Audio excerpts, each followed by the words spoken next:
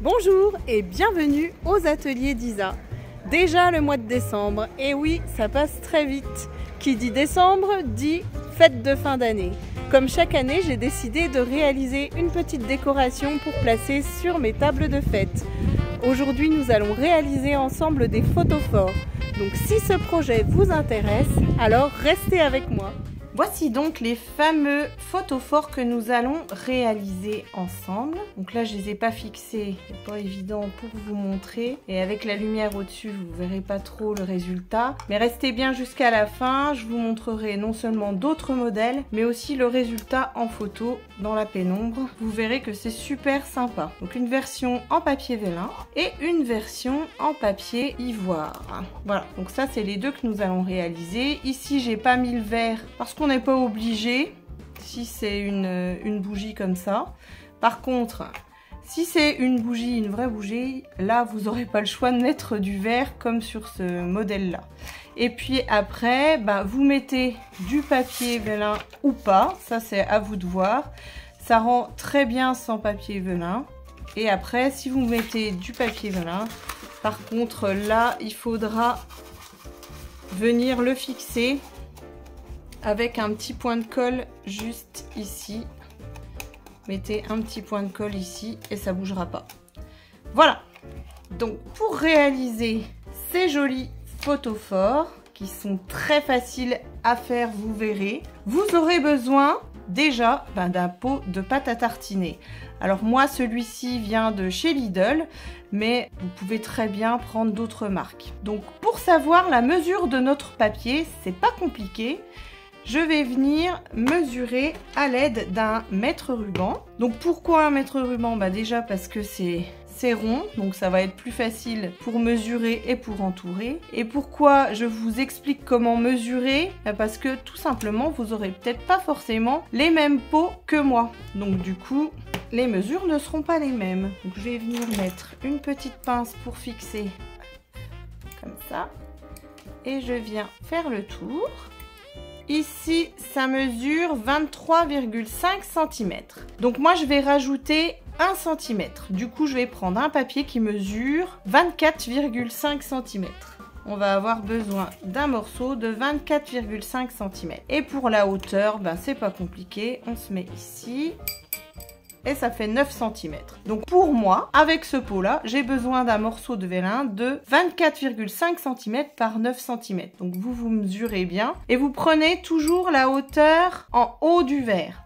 Pourquoi? Parce que souvent, le diamètre est plus grand ici que ici. En tout cas, c'est le cas pour ce pot-là. Je sais que pour le Nutella, c'est pareil, puisque le Nutella, les pots sont arrondis dans le bas. Donc, vous n'aurez pas le choix de mesurer sur le haut de votre pot. Pour recouvrir mon bord de couvercle, je vais utiliser un morceau. Alors là, ça fait à peu près 1 cm ici. Et je vais prendre exactement la même longueur que mon papier. Donc, moi, là, je suis venue prendre du papier de chez Stampin' Up. C'est du papier pailleté qui est actuellement au catalogue. Alors je crois que c'est le catalogue qui se termine là au mois de décembre.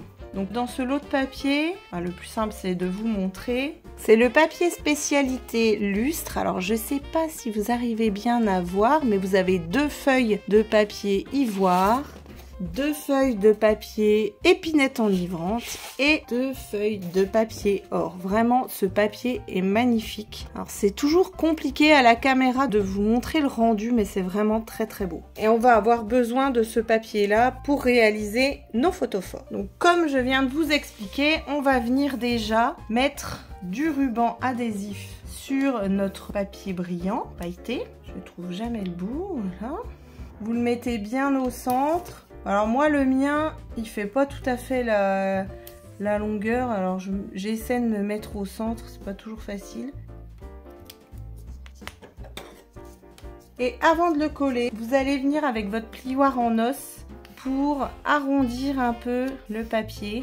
Ça sera beaucoup plus facile après de le poser sur votre couvercle. On vient ensuite retirer la petite pellicule qui est là et on vient se placer sur le couvercle.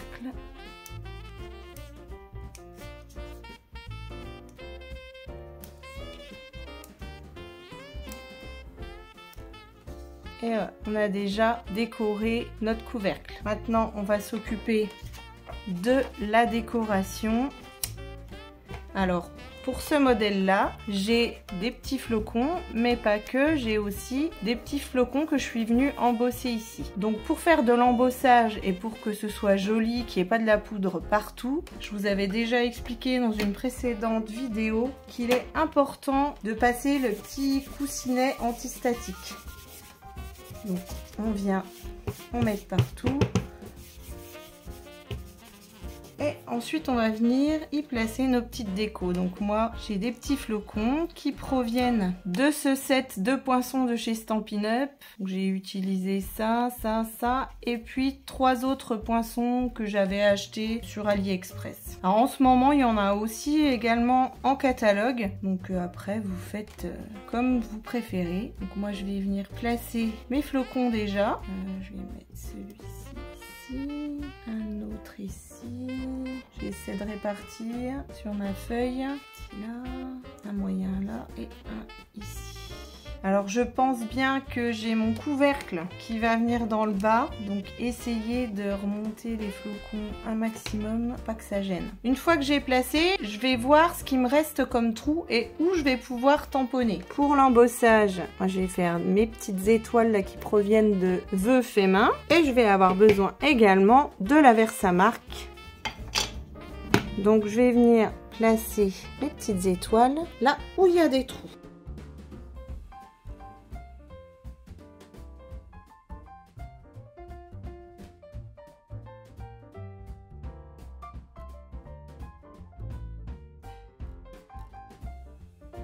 Je vais placer une feuille de brouillon pliée en deux et je viens mettre de la poudre blanche.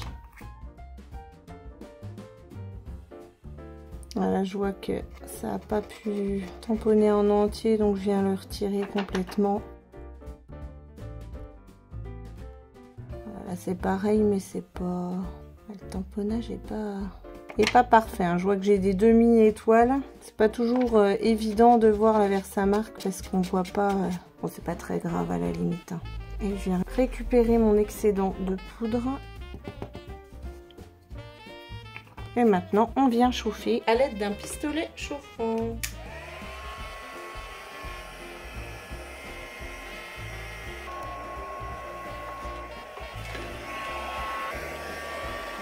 Et voilà le résultat. Bon, là forcément, comme il y avait des petites traces de poudre, ça fait un peu des taches. Mais franchement, ça peut être joli justement. Ça fait un petit côté enneigé qui est pas mal. Donc du coup, c'est pas grave, je vais pas recommencer. Alors le papier a un petit peu gondolé avec la chaleur, mais vous inquiétez pas, ça va revenir bien. Donc je vais remettre, je sais plus comment j'avais mis, comme ça je pense.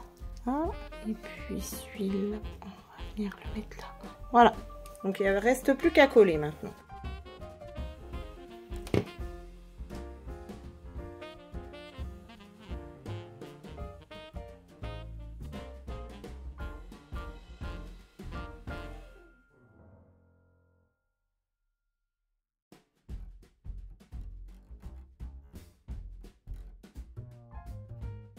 Je me rappelle plus dans quel sens c'était. C'est comme ça, je pense.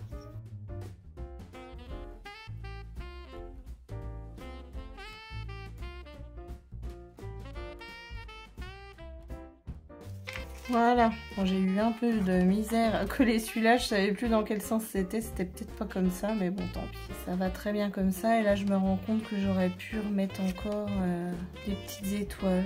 Qu'est-ce que je fais? Allez, je vais tenter d'en remettre. Je peux en mettre là, là, et puis là-haut. C'est un peu plus difficile une fois que les flocons sont collés. Hein. Là, ça me fait un gros pâté. Je vais essayer de corriger ça avec un pinceau. Voilà, j'ai réchauffé un petit peu et puis j'ai un peu plus d'étoiles. C'est super joli. J'en ai beaucoup plus que sur ma première version et en fait, j'aime bien. Donc ensuite, on va venir mettre un morceau de scotch double face. Voilà. Sur le velin, c'est pas facile d'être bien droit. Là, je suis un peu décalée, mais bon, c'est pas très grave. Ça va le faire quand même. Donc là, je veux que le bas soit là. Donc, je vais déjà mettre mes petites perles au centre de mes flocons. Donc, pour ça, je viens prendre des perles irisées de chez Stampin' Up. Je vais m'aider de mon poinçon pour mettre les petites perles. Alors, hop là. Je vais en mettre une là. Des petites encore. Voilà, tout de suite ça apporte du brillant, c'est super joli. Donc une fois que j'ai fait ça, maintenant la partie la plus délicate, c'est de fixer ça. Donc je vais me placer. Et là, je vais mettre des petites pinces pour maintenir mon papier. Voilà. Et maintenant, on va retirer la petite pellicule ici. Et on va venir mettre notre papier là. Et voilà. Normalement, c'est terminé. Et ben voilà, hop, je peux retirer les petites pinces.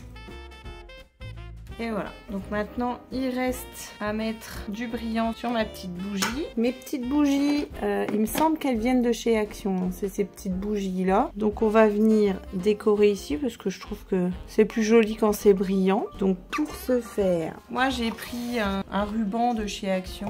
Bon, il est un peu trop grand par rapport à ma bougie. Là ça mesure à peu près 1,5 cm. Donc je vais déjà venir faire le tour. Voilà, donc je vais couper ici. Et j'ai besoin juste de 1,5 cm. Donc avec un crayon, je vais venir tracer un trait et le découper.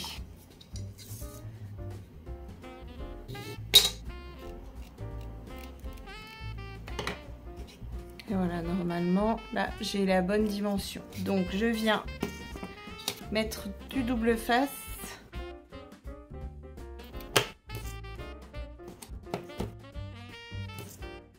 Voilà, et là on vient mettre son ruban. Et voilà, et j'enlève le petit plastique. Et voilà.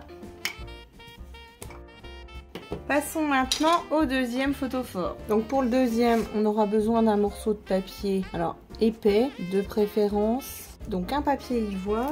Si vous voulez, vous pouvez mettre du vélin, mais c'est pas une obligation. Du papier brillant, moi j'ai fait des petites étiquettes. Et hop, des petites décorations, cette fois avec le papier pailleté épinette enivrante. Je vais pas réussir à le retourner. Donc voilà, mes petits flocons. Et donc on a dit que il nous fallait un morceau pour le couvercle. Donc ça je vais pas vous remontrer, vous avez déjà vu tout à l'heure. Et une étiquette. Et ces poinçons là qui sont actuellement au catalogue, donc qui s'appelle étiquette rayonnante. On va avoir besoin de ce poinçon là, le cercle ici pour découper notre cercle et également d'un autre cercle dans la pyramide de cercles.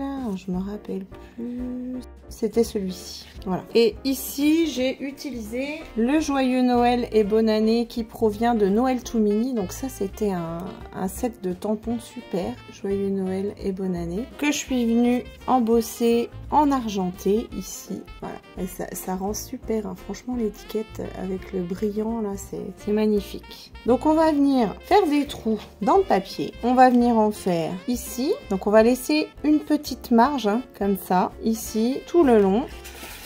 Et on va faire la même chose en haut. Donc je passe ça dans ma machine de coupe et je vous retrouve tout de suite. Et voilà le résultat. Franchement, ces poinçons sont vraiment magnifiques. Et je sais que vous pouvez utiliser ces poinçons aussi pour faire des cartes. Si vous mettez du papier brillant en dessous, c'est vraiment super joli. Ça rend peut-être mieux avec du doré. Ouais, on voit mieux le doré. Franchement, le résultat est superbe. Et puis, on va bien vérifier qu'il n'y ait pas des petits trous qui soient bouchés. Là, il y en a un. Hop. Voilà. Donc, après, c'est pas compliqué. Il reste pas grand-chose à faire. Il reste juste à mettre du papier. Donc là, on va mettre du double face, bien au bord. Voilà. Et nos petites décos. Alors, pour la déco, on a dit qu'on avait ça. Donc, on va le mettre bien au centre ici. Et nos petites étoiles, enfin nos petits flocons plutôt. On va essayer de centrer ça.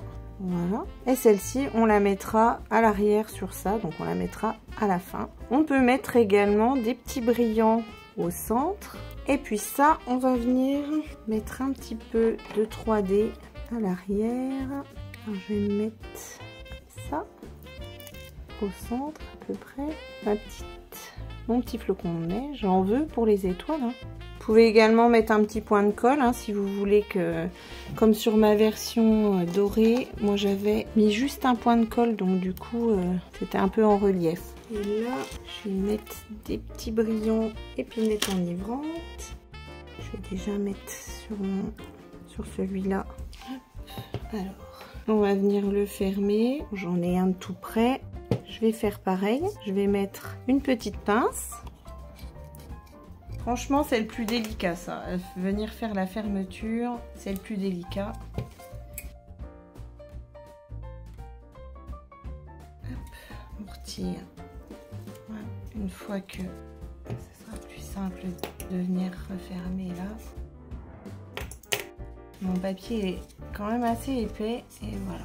Hop, je vérifie que ça tient bien dedans. C'est parfait.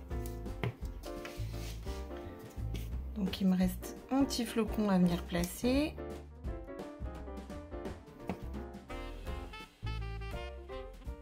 Et voilà, donc celui-là il est encore plus rapide que l'autre à faire. Voilà, je suis venue le mettre. Et voilà ce que ça donne.